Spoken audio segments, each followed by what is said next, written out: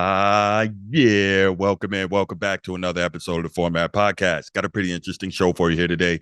Gonna talk what else? The never-ending GOAT debate in the NBA, but got a different kind of take on it, and gonna actually get the opinion of a basketball legend. So, before we get to that, you know what time it is. If you're here on YouTube and you haven't already, please go ahead, click that subscribe, that like, that notification bell. Really appreciate all that. If you want the audio only version of the podcast, open up your audio podcast platform, hit the search bar, type in the Format Podcast, and we should come right up. If you're enjoying the content, please give us that 5-star review, give us that like, and make sure you leave us a comment, drop us a note, let us know what we're doing right or what you think we could do better or how much you enjoy it or how much you don't. All that stuff helps us to rise in the algorithm. Thank you so much.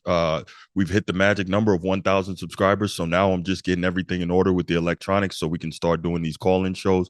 So hopefully in the next week or two, we'll be able to get that rolling. So really looking forward to that. And hopefully you are too. But with that said, let's go ahead. Make sure you keep sharing the show. Make sure you keep watching, keep listening. And I love it, man. I'm gonna keep doing this for you. Keep doing this for me too. But this is definitely a labor of love. And now we get into that point where people are starting to notice us. So let's keep it going and make it happen for the year 2024 and beyond. We're gonna do this thing and do this thing right. But let's go ahead and get to the topic of the day. Okay, so in the NBA, man, this GOAT debate is never ending. And every time I say to myself, okay, I'm not going to do any more content about the GOAT debate unless something absolutely absurd comes up. Well, then I discover something else. And I guess this is a topic that on its face seems pretty simple, but it just keeps delivering different ways to develop content on it, right? So today, what I want to talk about is a legendary head coach and his take on the greatest player of all time. Now, before I get into that, right? We're all biased in some ways in how we evaluate this GOAT debate thing, right? And I can fully understand that.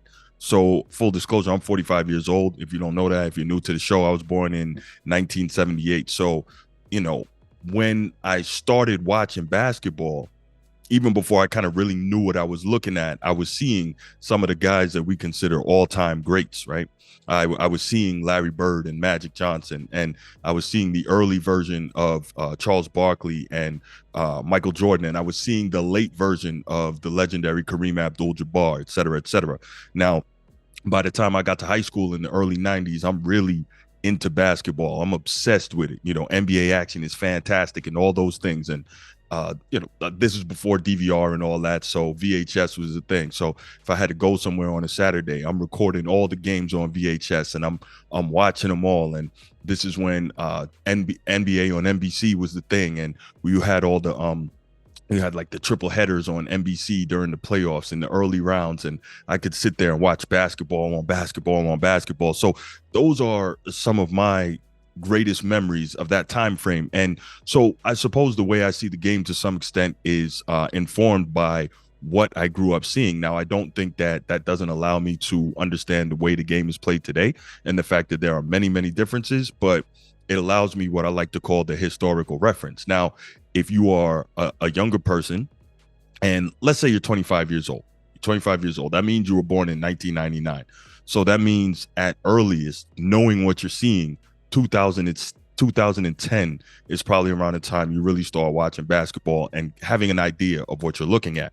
And by that time, Kobe Bryant is winning his 5th championship, and LeBron James is becoming, if not already, the best or one of the best players in the NBA. And so now you are watching from 2010 to current, and you're being informed by what you saw. You didn't see the earlier generations and the earlier versions of the NFL and the NBA and the NBA game that I saw. So you can't refer to that. All you know is what you're being told about what you see now and what you see now versus what you saw back then. So of course, you're of the mindset and of the belief that what you see now is the best, and you likely believe, that LeBron James is the greatest basketball player of all time. And of course, you're being told as well that he's the greatest basketball player of all time by guys like Nick Wright and Shannon Sharpe, etc. And so what happens there is we get back and forth. And don't get me wrong, it's not just that. You're also watching in real time all the incredible things LeBron is doing, all the things he's accomplished in his career. And you're also conditioned to think that the way he's gone about it is fully acceptable, and that's the way to do it. Cool. So now we get into these eternal debates: Michael Jordan versus LeBron James, who's better? And for some of us who are saying, wait a minute, you can't just skip over Kobe Bryant, et cetera, et cetera. But that's a different argument. But the point is, it's going on and on. Michael Jordan, LeBron James, who's better, who's not, who's the GOAT, who's not, blah, blah, blah. Okay, cool.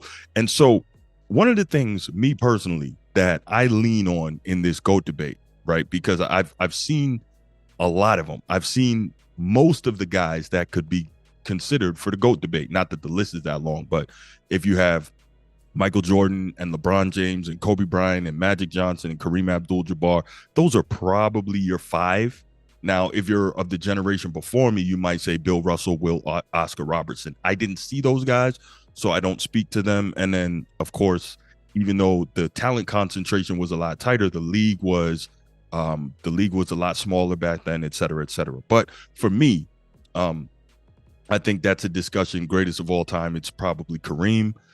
It's Michael Jordan, it's Kobe Bryant, it's Magic Johnson. And on the periphery, because of his accomplishments over a 21-year career, I guess you have to include LeBron James, although I don't think there's any discussion for him being the GOAT, but that's just me. Anyway, where I'm getting to with all this is one of the things that we do when we talk the GOAT debate is we start hearing the differing opinions of varying people, whether it's media personnel, whether it's all-time great players, most of whom have Michael Jordan as the GOAT, unless there's something self-serving there, right? Dr. J doesn't have Jordan as the GOAT. Isaiah Thomas doesn't have Jordan as the GOAT, although Isaiah Thomas is on record having said he's the GOAT. But again, that's a different thing. And if you go back in the channel, you can find some shows where I kind of point to Isaiah Thomas saying a lot of different things about who's the GOAT and who's not. But anyway, it's very interesting. And what I lean towards, like I said, is I lean towards the commentary of players. Allen Iverson recently said,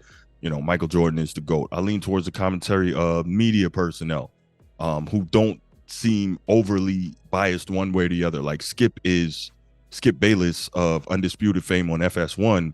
He is so ridiculously pro Jordan, yet on the opposite side, Nick Wright, Shannon Sharpe are so ridiculously pro LeBron. And so you look for people with a little more balance in the thing. Your Tony Kornheisers, your Michael Wilbons, your Stephen A. Smiths, those guys. You look for people that have a little more balance. Kenny Smith, not people that are crazy leaning one way or the other. And then also what I take into account, you have to look at stats, statistical accomplishments. You have to look at winning championships, and then you have to look at the eye test, what a player can and cannot do. And I think all those things are super, super important when you are measuring this whole GOAT thing. And so what we're going to do today is we're going to hear the voice of a legendary basketball coach. And that coach is the departed Bob Knight. Bob Knight is no longer with us. He died a couple of years ago. But Bobby Knight is a legendary college basketball coach, most known for his time in Indiana. He's got 3 national championships there. And he also notably coached Michael Jordan on the 1984 gold medal winning Olympic team, which was such a good team that players like Charles Barkley and John Stockton, who would go on to be Hall of Famers, not NBA, basketball Hall of Famers, didn't even make that team. They got cut. And so it's really interesting to hear. So first, what we're going to do is we're going to listen to Bob Knight's commentary from 1984 regarding Michael Jordan. And then we're going to talk about that. Then, because obviously in 1984, he couldn't have known what players would come along after Michael Jordan, we're going to listen to Bob Knight's commentary from 2017, just 7 years ago. And by that time, let me make a quick note, LeBron James had been in the league for 14 seasons already. So he was well into his prime and well into what is arguably the greatest basketball career of all time. So let's go ahead right now. Let's listen to what Bobby Knight had to say in 1984. We'll come back and talk about that. The kid is just an absolutely great kid. If I were going to pick the 3 or 4 best athletes I've ever seen play basketball, he'd be one of them. I think he's the best athlete I've ever seen play basketball, bar none. If I were going to pick people with the best ability I'd ever seen play the game, he'd be one of them.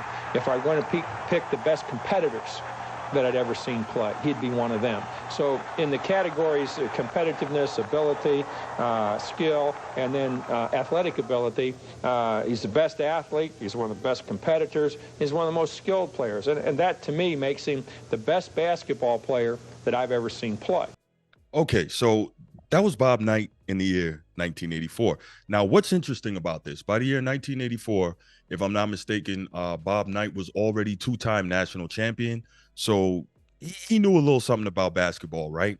By 1984, he had already recruited Larry Bird. So he knew a little something about basketball, right? By 1984, he had already coached Isaiah Thomas, the arguably second best point guard of all time, to a national championship. So he knew a little something about basketball, right? I keep repeating that same phrase because Bob Knight is not some quote unquote rando. He's not just some guy that's out here saying stuff. I think Bob Knight knows the game well enough and has been around so many great coaches and players that he has an idea what he's talking about. He, I believe, he either coached with or coached Coach K, Mike Krzyzewski, at West Point. It was very close to the great Red Auerbach, architect of the original Celtics dynasty. So he knew those guys. He knew Bill Russell, etc. He had been around the game for a very long time, had a great understanding of the game, to the point that, if I'm not mistaken, he invented that motion offense that a lot of teams use today, or principles of it at the very least today. And so he knew the game well. He knew players well. He knew how to evaluate. He knew what he was looking at.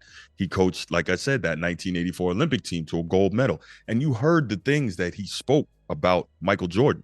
And this is a guy who, at that time, if I'm not mistaken, had not yet played one dribble of professional basketball. But Bob Knight looked at this dude and said, nah, man, he's different. He is different. He's that dude. Incredible. Bob Knight also, there's a story about Portland having the number 2 pick, I'm sorry, in the draft. So Houston had the number 1 pick in the draft in 1984. We knew that they were going to take Hakeem Olajuwon because Hakeem Olajuwon had starred at University of Houston with Clyde Drexler, Fife Slamma-Jamma. And Houston figured, hey, at that time, remember, if you had a chance to get a dominant big man, you took the dominant big man, because that's pretty much the way you won. So Houston says, all right, we're going to take Hakeem Olajuwon out of Houston.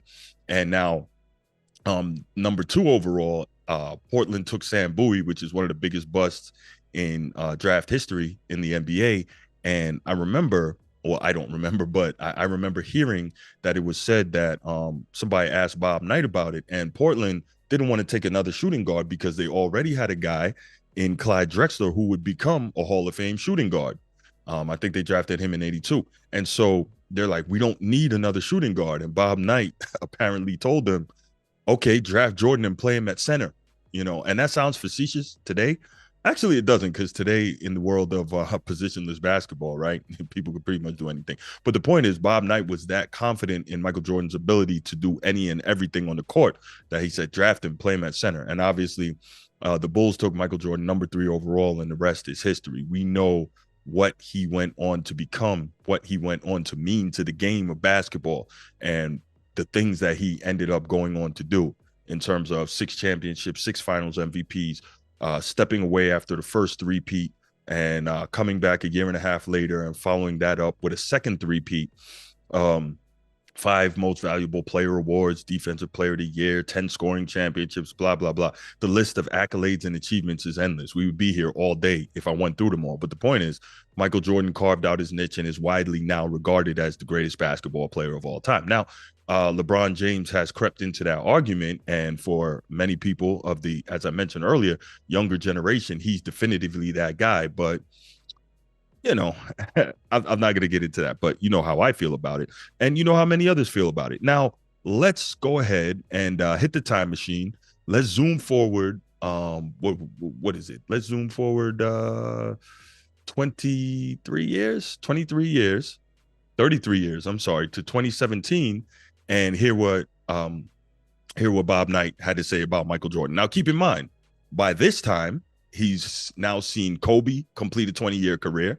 He's seen Shaquille O'Neal complete a 17-year dominant career. And he's seen a number of other all-time greats, Allen Iverson, Tracy McGrady, Vince Carter, so on and so forth. He's seen LeBron in the league for 14 years. So Bob Knight, again, he's seen them all by this time. He knows what he's talking about. He knows a little something about basketball. Let's now hear what he has to say when he's asked about Michael Jordan in 2017, I'm sorry.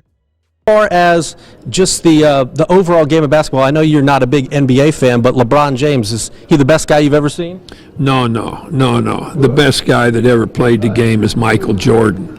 Don't even think about anybody else. Not even close? Not even close. Why is that? Because he was just better than anybody. He was smarter. He was tougher.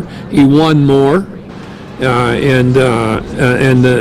Although there are two things about when you talk about players. You talk about the best player and you talk about the most valuable player without any thought that the best player was Michael Jordan. So now, all those years later, after seeing many more players come and go, Bob Knight is even more adamant that Michael Jordan is the greatest player of all time, and it's without discussion. Now, here's the thing. I don't, for the life of me, understand why saying that Michael Jordan is the greatest basketball player of all time and not LeBron James is so insulting to so many LeBron fans and LeBron-centric media members. I just don't get it. Now, if you're like me and you don't have him top 5 or top 10, okay, maybe some people could find that egregious. And I realistically can see how people would find that egregious. But my argument to that is I don't know who I'm moving out to put LeBron in. That's my opinion. That's my list. You don't like it, no problem. But anyway, so many people, and there's a lot of people that have LeBron top 3 all time, and his camp and his fans and his media minions find that so egregious and so offensive, which is absurd, right? For all the people that have played in the NBA, for him to be number 2 or number 3 all time is just so unbelievably disrespectful. I don't know what to say. But the point is, you heard what legendary coach Bob Knight had to say about Michael Jordan and how he sees Michael Jordan and the GOAT debate. And much like for me, Bob Knight doesn't see a debate. So what I want to know from you is, what are your thoughts on Bob Knight's comments? Do you believe that Bob Knight knows what he's talking about here when he says what he says about Michael Jordan? Do you think Michael Jordan's the greatest of all time? If not, who is and why? Leave your comments in the comment section. Can't wait to hear it. Can't wait to get back to you. Remember, keep subscribing, keep listening, keep spreading the show, keep sharing it. I love it, man. We got this thing rocking and rolling now. So let's keep it going and let's pick up the pace. Thanks so much. I'll be back with you next episode, and I'm out. Peace.